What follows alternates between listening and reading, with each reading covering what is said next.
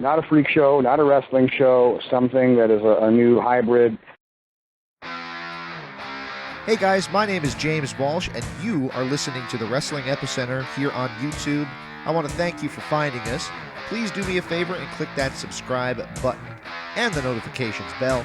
And if you get the chance on this video, click the like button. If you do, it'll turn blue. Check it out. Also, check out WrestlingEpicenter.com for all this great content available in MP3 format, our online store that'll keep us going free and clear, daily news updates, as well as all the information from the history of professional wrestling you could possibly ever want. Check out WrestlingEpicenter.com online right now. Without any delay, let's get to your interview here on the Wrestling Epicenter. Joining us on the line right now is one of those crazy characters that we might remember from the WWE, and that is a guy that I remember best for his time in TNA, but also had a WWE run, and he's a great guy for joining us tonight. One of our two big guests, and that is Kizarny. Kizarny, are you with us? Yes, sir. How you doing? I'm doing great. What should I refer to you as? Sinn, Kizarny, Dizoosh, Bizag, Izass, Hizzle, whatever you want, man. The devil's got many names, brother. Well, what do you do? So let everybody know, we're kind of calling you up on the spot here, because I know you're working backstage at one of the Jim Rose promotions. Am I right? Yeah, we're just about. There's a band doing their sound check right now. We're at the Boardwalk in Sacramento, California tonight.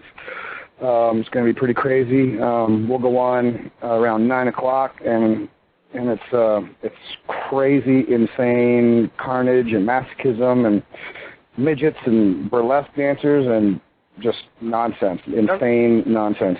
Sounds like a regular episode of Monday Night Raw. Oh boy, man, this is Monday Night Raw is PG. This is, I don't even know how to rate this. This is some weird thing that's off the hook. It's like past XXX, it's past rated R. We're way out in left field and across the street. What in the world is this? We've heard about it, but we haven't really, nobody that I've heard seen it yet. What are you guys doing? Because I've heard you guys are damn near killing each other every night, too. Yes, we are. Jim Rose, Jake the Snake Roberts, and myself, Kizarny, Sinn Bodhi, we banged heads together and thought we want to put on a show that is way off the cuff, sort of not a freak show, not a wrestling show, something that is a new hybrid, something a little bit more, cutting edge, tongue-in-cheek, just craziness. Like, when I was at WWE, I was constantly sort of plagued with we need more PG, we need more PG. Like, most of the vignettes that people saw Kizarny on SmackDown, they were so edited down because everything cool that I did, they said it wasn't PG enough to air. So how do you have a guy that's some sort of, the love child of Rob Zombie and Doink the Clown without being a little scary? So, so doing the show here, under the umbrella of the Jim Rose Circus, it just allows us to go full tilt, fizzles out, and yeah, it's carnage, man. If I zig instead of zag, what usually happens is I get DDT'd through a steel table and get a 25-foot python, wrapped around me. But that doesn't always happen. The show is guaranteed to be different every single night. Like, it's very spontaneous. We've had everything from midgets with axes to, 500-pound naked fat girls to actually really, really hot naked girls. We've had dudes, this one dude, Noel the Freak, man, I can't even describe this guy. He would put shark hooks in his eye sockets, and they'd be attached to 4-foot-long steel chains, which would be wrapped around a cinder block. He would stand up, swinging the cinder block, and then two other guys would come along and take sledgehammers and shatter this thing from both sides simultaneously. It's nuts. Jim Rose swallowing razor blades and having people step on his face in the glass. I'm doing all sorts of crazy things. Like, I don't want to give everything away, but there's some nutty things. Now, is this being a wrestler now? Is this kind of what you expected to be on tour with, or is this kind of out of the ordinary for you? I've always been a sort of think outside the box kind of guy. I've always liked to be innovative. I've always liked to be creative, whether it be wrestling or anything else. Before I was a wrestler, my trade was an artist. So, I mean, drawing and writing comic books is what put me through wrestling school. I've always been plagued or gifted with, a bizarre imagination. So, I mean, you take a weird guy like Jake, you take a weird guy like me, and you take a weird guy like Jim, and that's a three-ring circus waiting to happen. So, I mean, there's some crazy nonsense going on. I mean, people getting hit with frying pans. I think in the last week, I think I had about, I keep count. I don't keep count. The one lady, BB, who is Jim Rose's wife, she keeps count of how many times I've been stapled in the head with, like, they'll take dollar bills from the audience. Oh. I think she said last count was like 72 inside of a week and a half. So. Ooh. So So Abdullah the Butcher and Necro Butcher and all these guys, look out! There's a new hardcore full contact birthday clown in town, buddy. Do you have a tolerance for pain to do this stuff every night, or is it just something you got used to? Because, I mean, you've been doing stuff like this even back to in TNA. I remember they did something like with Mitchell throwing darts at you. Yeah, even before TNA, I was working with a place called Carnival Diablo. That's where I originally learned my freak show stuff. Like, I would bend iron bars in my teeth. I would smash cans of dog food in half on my finger. My big coup de grace at the Diablo was I would get strapped into an electric chair, and they would basically deep fry me, and I'd stick up my tongue and light a torch off of the electricity coming from my tongue. So, I mean, all this stuff, like, people, I've heard a lot, since when I was on SmackDown that, Vince McMahon gave this new guy a new carnival gimmick. Bullshit. I mean, I've been doing this since day one. I mean, they just saddled me with a new name and said, hey, can you speak Carney? And I said, yes, he is like, he is, Ann. They said, well, good. Do that in your promos. I said, okay, boss, whatever you want. Oh, boy. Well, the Kizarny character was very interesting, but it didn't seem to last, like, you didn't last there very long on SmackDown. I know you already talked about them telling you to go more PG with it, but were there any other problems with it, with why it didn't really take off? Well, I mean, everybody there took me as a heel. The wrestlers, the agents, the writers, everybody. And Vince McMahon was dead set on me being a babyface. Now, I think just the confusion of all the agents, writers, and what have you, trying to figure out how I was to be a babyface, I think, was a massive black cloud on me. But I think essentially, it was, it was budget cuts and all that good stuff, because, I mean, when I got the call, they said, you're doing a good job, you have good attitude, you're unique, on the house shows, you're really, really having good matches on the house shows, everything's great. Oh, yeah, by the way, budget cuts, you got to go. Oh, great. Well, that sounds wonderful, Yeah, lovely. So that just shows the economy hits everybody, but, I mean, as long as I'm performing and entertaining and hopefully being able to feed my family and pay my rent in the process, then I'm good to go. Very cool. And if it's in a WWE ring or a TNA ring or a Jim Rose stage or a Diablo stage or wherever the heck it is, if I'm getting beat up by John Stamos or Lorenzo Lamas in some B movie, I don't care. As long as I can entertain people, then I'm down. Very cool. Very cool. Now, you mentioned TNA a little bit, and like I said earlier on, my fondest memories of your wrestling career probably came from TNA when you were Sinn. And, you seem like, correct me if I'm wrong, were you kind of the patch-in for Brian Lee?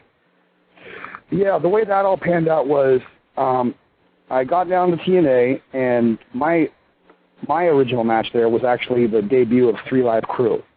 It was Truth Killings, Road Dogg, and Conan as 3 Live Crew against the 3 token creepy guys, Devin Storm, Gangrel, and moi. Mm-hmm. And what panned out was they liked the creepy thing, but they already had the new church. And I guess they were having problems with Brian Lee. And people ask me so many times if me and Brian Lee have heat. No, I mean, I respect him as a wrestler. I've never even met him. So basically just the office came to me and said, look, if this Brian Lee thing doesn't pan out, if you do a good job, you're the new church guy. The new church guy. I said, okay. And they liked what they saw, and presto changeo, a la peanut butter sandwiches. Sinn Bodhi is, newest member of the church. Now, it seems like with your attitude and everything and what you're doing, you and James Mitchell must have gotten on famously. To this day, Evil Jim, Slash, and myself are still good buddies. And actually, I think we have a treat for people coming to the Jim Rose versus Jake the Snake circus, because I think in Murfreesboro, there might just be people going to church. Ooh, that might be interesting. Now, what kind of people are showing up to the Jim Rose show? I mean, are you getting kids there, or is this more like an adult-themed thing? Oh, this is total adult. Total adult. I mean, I wouldn't do what I'm doing on stage what I'm doing on stage with Jim Rose versus Jake the Snake deal with kids in the audience. I mean, this is a total. You don't take a little kid to go see, some creepy, messed up horror movie that's going to scramble their brains for the rest of eternity, And that's exactly what this show will do. This is not a PG. I'm going to kick your butt kind of a wrestling deal. This is blood. This is cussing. This is crazy masochism. This is. This is the kind of show that'll make Necro Butcher or Abdullah the Butcher just go, holy crap, these guys are messed up. Now, how does Jake Roberts fit into that whole mess? Well, he's as about as messed up as a guy I've ever met.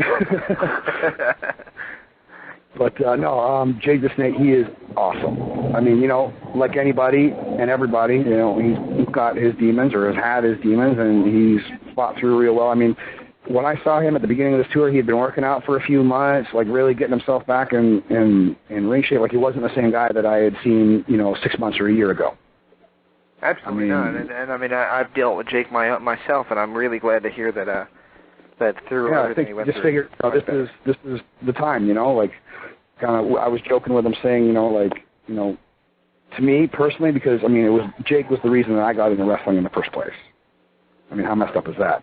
Well, I watch a complete dastardly villain DDT poor Ricky Steamboat on the concrete, and I all of a sudden am warped for life. Oh yeah, I think we all remember that. Yeah, Jake. Heck yeah, I still remember. I remember sitting there with a bunch of my friends, some of which were edgy Christian. We're all sitting there, and those couple of babies are crying, going, "Oh my God, Ricky the Dragon Steamboat!" And I was just thinking, man, I want to be like that dude who just dropped that DDT on that little dude. Yeah, that was one of the more sickening thuds that you ever heard, too. Yep, it was awesome. And like I said, it full-on warped me for life. But, sorry, go ahead. No, go ahead. I didn't mean to interrupt you. No problem. Speaking of Ricky Steamboat, he was one of my agents for the most part when I was doing house shows after my debut. And I was real flattered to, I would come out, doing all this weird body language and just being me, just being completely out to lunch. And I was so flattered to have, Ricky Steamboat imitating me as I walked back in the curtain. He's giggling, going, man, I like when you did this, and I like when you did that.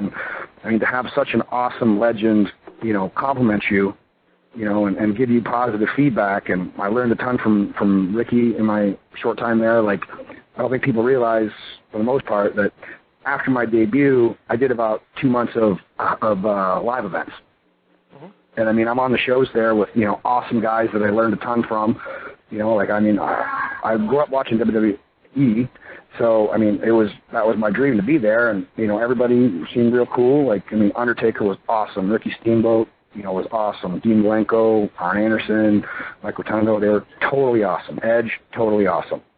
But all of a sudden, I found myself, looking for future endeavors and all that jazz, and Jim Rose was the first guy that said, hey, I want to do something weird and evil. I said, heck yeah, I do. So that's how we started conspiring to put on this completely insane, masochistic horror show, and that's what we're doing. And where can people find out, more about the tour dates for that? Jim Rose Circus is Jim's MySpace. Official Jake Roberts is Jake's, and the original SINN is me. And there should be dates posted on all three. So that's myspace.com/the original Sin with 2 N's. What is it? Official Jake the Snake. No, sorry, my bad. Official Jake Roberts and Jim Rose Circus. Excellent. Now, you mentioned that, TNA might be an option in the future and all that. When the tour is over, you thinking about maybe giving them a call and seeing if the return of Sin would be in the cards? Well, I would be totally happy to go dance around in a 666-sided ring. Absolutely.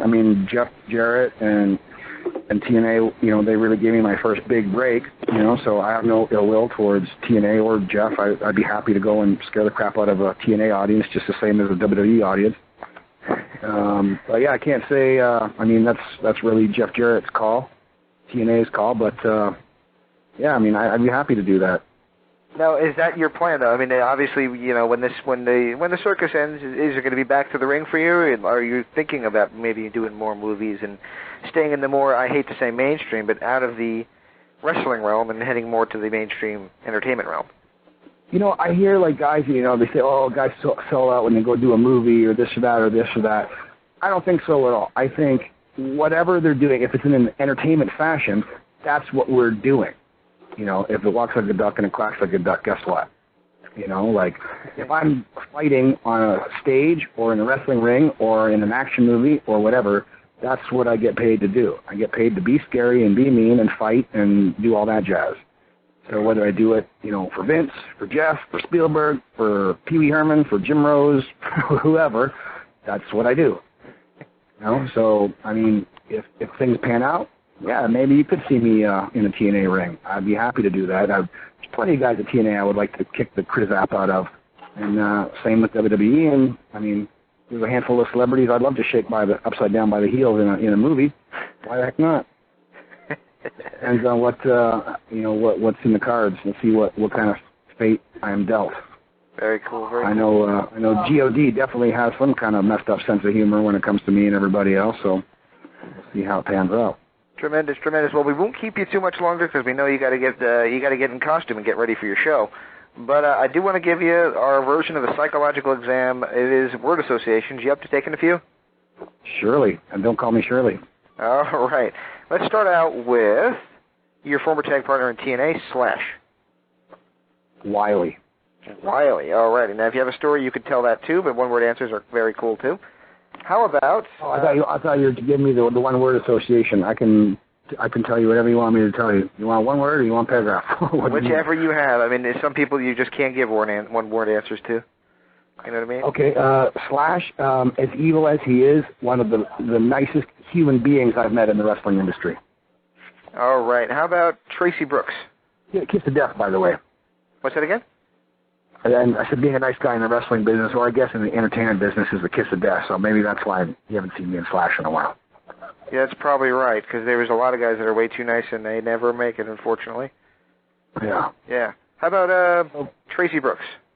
Tracy Brooks, great boobs, and I guess a talented female wrestler. All righty. Patrick, you have one? Sure. How about Father James Mitchell? The last brand new old school wrestling manager. All right, and we have a caller coming in. Much needed necessity. It was absolutely a necessity. Why do you think there is no more managers? Because marketing guys like to see hot chicks instead of talented managers.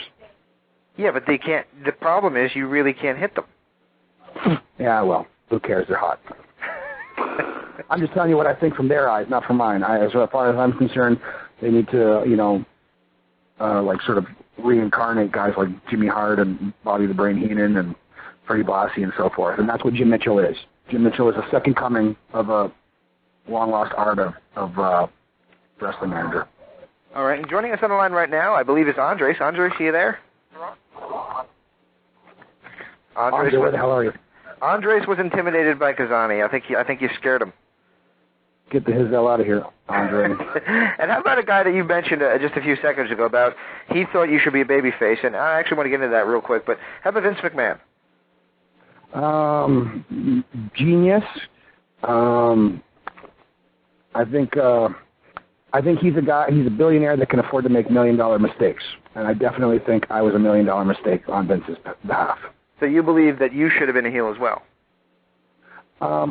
The way I truly believe it should have went down is pretty much what Dusty Rhodes and I did in Florida Championship Wrestling. Let me go out, let me be a completely off-the-wall villain and have entertaining matches, and before long, those boos will turn into cheers, and hence I've earned myself the spot of babyface. Because I think you can't throw me out there with established villains that have had, a long amount of TV time and then expect people to get with the new guy. This isn't, maybe 10, 15, 20 years ago, if you're a good guy, they cheer. If you're a bad guy, they boo. Nowadays, the fans are so much more savvy. There's so much more shades of gray with opinions and what have you. So I think they should have simply had me go out and be a villain. I would have entertained as a villain, and then, just like Roddy Piper when I was a little kid, thinking, man, this guy is such a good villain, I like him. when he was beating up Hulk Hogan and Jimmy Snuka and all that jazz. Absolutely, absolutely. And last question. I'm more than happy and more than welcome to earn my stripes as a villain to be turned into a babyface, But I think just spitting me out saying, hey, look at this weird, crazy, creepy guy. Yeah, he's a good guy. I think it's kind of very cart before the horse. Let me ask you this question, and this will be the last question. It kind of goes along with your character and along with Doink the Clown, is that, don't you think that character is cool as a heel, but if they kind of, kid-friendly it up, it becomes lame? Yeah, I think you need the sort of the Stephen King's It version of Doink the Clown for that character to work. I think if you make it too PG, then it's watered down and loose. Yeah. Same thing with me. I go out, and whether I'm a good guy or a bad guy, I pretty much do the same thing. I just, direct my craziness towards, the villain or the good guy, and how he kind of, plays off of me and reacts to me is, makes for the fun match or what have you. Yep. But for me to come out and just be watered down, me and Vince would be robbing people of something good. They got to let me go balls to the wall. Absolutely. I can go to the ring right now. I'll be wearing, pink stuffed bunnies stuck to my legs. It looks like I just, decapitated them and mounted them on my legs. I go out wear hearts and fluffy duckies and all these kind of things on me, and people still go, holy crap, you're one of the scariest dudes I've ever met. How does, some sort of birthday clown psychopath pull that off unless you let him go full tilt? Absolutely. That's the problem with big money and big business is, they're trying to take the safe road and do the PG thing. Well, how can you watch a horror movie when it's PG? It's got to be full throttle or go home. Exactly. And I think maybe if you got a chance to do this character with TNA, when they gave you guys a little bit of freedom with the new church, I know you came towards kind of the end of it, unfortunately, but I think you guys could really still do something. And, hey, James Mitchell is certainly a missing presence. I think I speak for Patrick. Yes. When I say that he's a missing presence on TNA, so maybe if they brought you two in together, you guys could really do something. I can tell you this, and I hope Jeff Jarrett is listening. To this day, even when I did a WWE show or any indie show since I was at TNA, there has not been a single, and I mean not a single show in Canada, in the U.S., in Puerto Rico, in Europe, every place that I've wrestled, that somebody hasn't, in some shape or form, asked me about the new church. Really? Where is it? When's it coming back? I love you guys at TNA. Evil, evil, evil. All that stuff. Hey. And so, we haven't been at TNA in forever. Been so, 5 years. Dude, I would still go to shows. I was at many a SmackDown live event, and I would hear people, when they would start chanting, I think chanting Kizarny sounds ridiculous, but I would hear at some places, especially in the Mid-South area and stuff, in the old school TNA stomping ground, I would hear evil, evil, evil. Wow. So that tells Jeff or Vince or God or Spielberg or Mickey Mouse or whoever's listening, and, Hey, I'd like to believe cool. that Mickey Mouse is listening. That'd be pretty cool. Heck yeah, man. All right. Well, I can't thank you enough. I'll let you get to your show, and hopefully we can have you on again in the future when we have a little bit more time. But, man, it's been great talking to you. Thanks for having me, brother. You're very welcome. You take care of yourself, stay in touch, and we will be in contact. This has been Kizarny on the interactive interview here on WrestlingEpicenter.com of Blog Talk Radio. Thanks a lot again, man, and we'll see you next time. Thanks you again, and everybody please stay tuned. We're going to have Candice Michelle joining us shortly, and we'll be talking more about the wild world of this crazy business we call wrestling. What about polar opposites, Candice Michelle and Kizarny? You got to love man, she's his dot. I sure would love to dizzoo her, man, I tell you. By the way, Pat, he's still with us. On the airwaves of the Interesting Net? Yep, we are. We absolutely are. Lovely. Well, she's hot. What can I say? Exactly. Even though I'm wearing eyeliner and long hair and lipstick and hearts and bunnies and stuff on my tights, I'm not skizzy. Very cool. Very cool. Well, it's good to hear, man. Again, thanks again for joining us, and we're going to go to commercial. When we come back, we will talk a little bit about the crazy world of wrestling and bring you Candice Michelle. So stay tuned for more, and thanks again to Kizarny for joining us. Bizarre. All right, Bizarre. Take care, man. See you soon. And as I said, we're going to commercial if my damn thing will actually play. Here we go. Are you guys on commercial? We are. Thanks so much. Okay, cool. Thanks, man. Yeah, I'll get going. Just send me a comment on my thing, letting people know where they can they can hear all the repeat of all that, or where they can go and log on to that and all that jazz. Sure. I'll hit you up with a link to the download, and they have this new thing. It's called a widget where people can just click it and it'll play automatically. It's pretty cool. Cool. Yeah, just put that on my comments if you don't mind. Will do. Thank you very much. Thanks, mate. Take care. Take it easy. Bye-bye.